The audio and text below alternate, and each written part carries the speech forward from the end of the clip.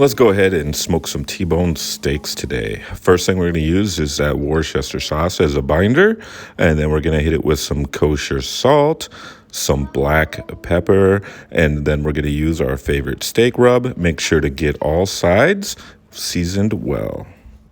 Now it's time to come outside and smoke with me. Today we're rolling at 275 degrees and we're using a post oak wood chunk to get our smoke flavor on these T-bone steaks.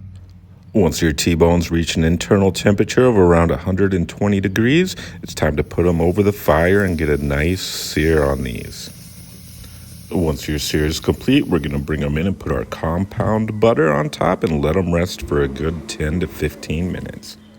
Now that there is a perfect medium rare T-bone steak. Let's give it a shot. Oh yeah, this one was delicious. Pair it up with some papaya salad, some sticky rice, and top it with that Asian crack sauce.